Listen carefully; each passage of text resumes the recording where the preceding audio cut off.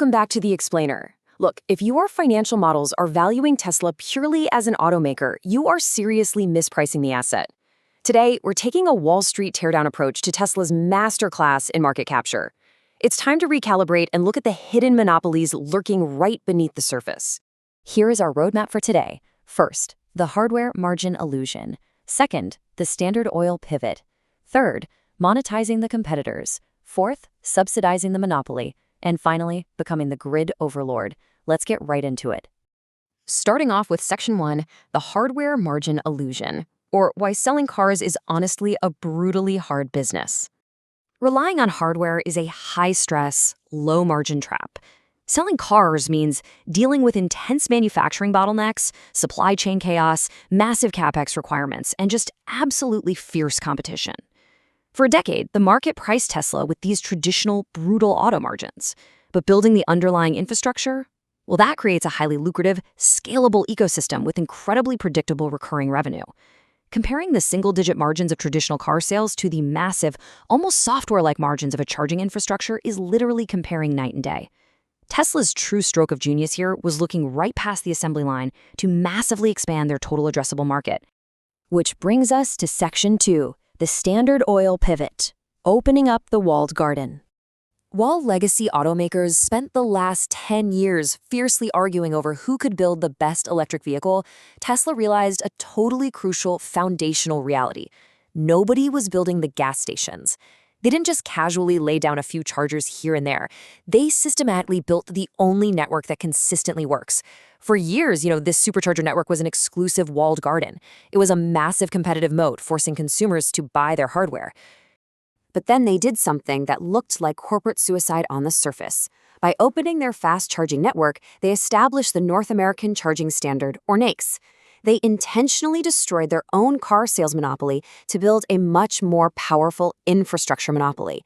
From a business strategy perspective, establishing a universal charging standard practically secures their dominance over literally all rival automakers. And the result? An absolute market surrender. Just look at this list. Practically every major competitor agreed to abandon the standard industry plug to adopt Tesla's design. Ford, GM, Rivian, Hyundai, they all folded. They realized they simply could not compete with the infrastructure Tesla had already laid down. It is exactly like Apple deciding to let Android users buy apps on the App Store. Once you own the entire ecosystem, the underlying hardware honestly becomes a secondary concern. The golden rule here: if you control the ecosystem, you control the whole market. Moving right along to Section 3, monetizing the competitors. Basically, taxing the rival automakers. This is where the math gets absolutely incredible. Tesla institutes this brilliant premium tax. Non-Tesla drivers are charged roughly 30% more per kilowatt hour to use a supercharger than a Tesla owner unless they pay a monthly subscription fee. Think about those profit margins for a second. They're instantly transforming rival customers into a high-margin recurring revenue stream. So every single time Ford or GM sells a car, Tesla is essentially collecting a royalty. Unbelievable, right? Which leads us directly into Section 4, subsidizing the monopoly, leveraging government and B2B. This ledger right here reveals the absolute masterclass. At the top, you've got that premium tax capturing rival customers we just talked about. In the middle, federal funding capture. By opening their walled garden, Tesla unlocked billions in U.S. taxpayer dollars that were meant for public EV infrastructure. These government subsidies massively accelerate their monopoly and drastically lower their own OpEx compared to relying solely on private investment. And finally, B2B hardware licensing. Through superchargers for business, they are actually selling V4 hardware to hotels and gas stations for up to $500,000 a pop, and then taking a flat 10-cent software fee on every single charge forever. That means zero property overhead for Tesla and complete ecosystem control. And finally, Section 5. Becoming the grid overlord, the massive shift to physical AI. Tesla has explicitly stated it is shifting away from being just a hardware-centric automaker towards software, energy storage, and physical AI, systems that intelligently interact with the real world. This completely turns every single supercharger station into a massive, smart energy node. The charging network is bringing in billions annually, driving this massive transition from simple car sales to becoming a fully integrated utility provider.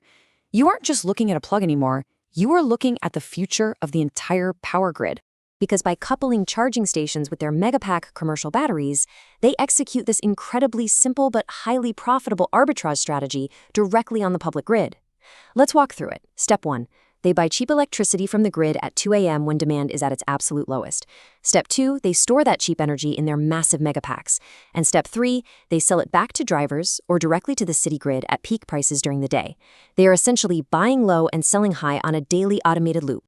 So, to wrap up our explainer today, we really have to look at this provocative reality. Tesla didn't win the EV war by selling the most cars. They won it by becoming the utility company of the 21st century. Volkswagen, Ford, Hyundai, they might build great electric cars, but in the end, they're all going to have to pay rent to Tesla just to keep those cars moving. So the question I'll leave you with is this.